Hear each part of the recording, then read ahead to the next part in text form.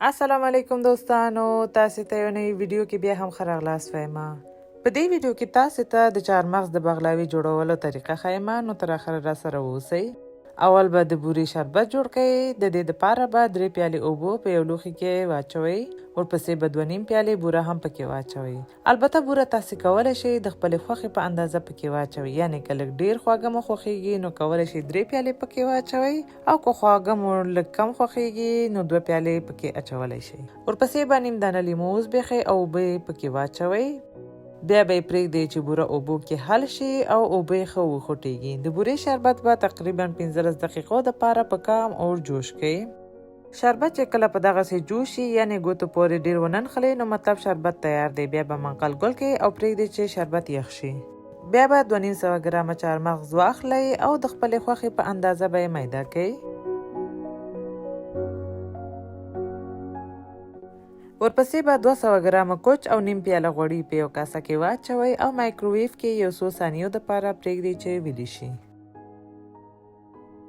کوچ چې دغه رقم ویلې شو، بیا به دا هم څنګ ته کېږدئ. اوس به 500 ګرامه د بغلاوې دغه خاص اوړه چې فیلو شیټس ورته وایي واخلئ او له پاکټه به یې وباسئ. او دې نه به یوه دانه جدا کړئ او باقي به یې یو نمجنه ټوټه کې پټ کړئ تر څو وچ نشي، ځکه دا اوړه ډېر زر وچیږي. او بیا به دا یوه ټوټه واخلئ او منځ کې به یې قات کړئ. بیا به دا منځ نه یې په دغه شان چې ویډیو کې ګورئ آهسته آهسته راغونډ کړئ او بیا به دواړو څنګونو نه یې په دغه شان سره جوړ کړئ. ورپسې به یوه غټه قاشوغه او یا هم د خپلې خوښې په اندازه چهارمغز پکې واچوئ. بیا به دا اوړه دواړو خواو نه ترې راتاو کړئ او په دغه شان به یې جوړ کړئ. لکه څنګه مو چې دا جوړ کړ، په همدا طریقه به باقي اوړه هم جوړ کړئ.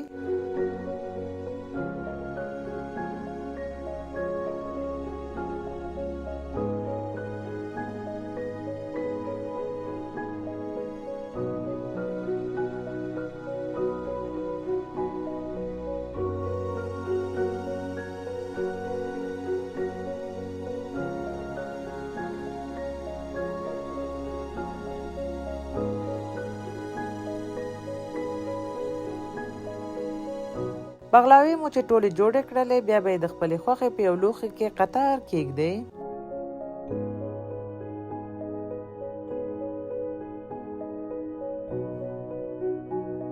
ورپسې به د کوچ او غوړ مخلوط مو چې جوړ کړی و، دا به یې په سر واچوئ او ښه صحیح به پکې پټ کړئ.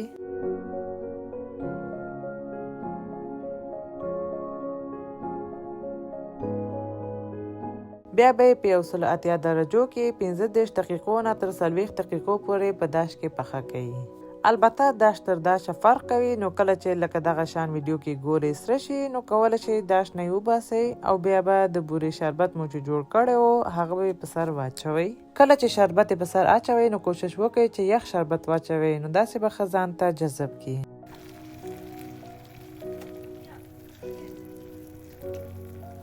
د ښایست لپاره یې که مو غوښتلو کولی شئ لږ پسته میده کړئ او په سر یې واچوئ.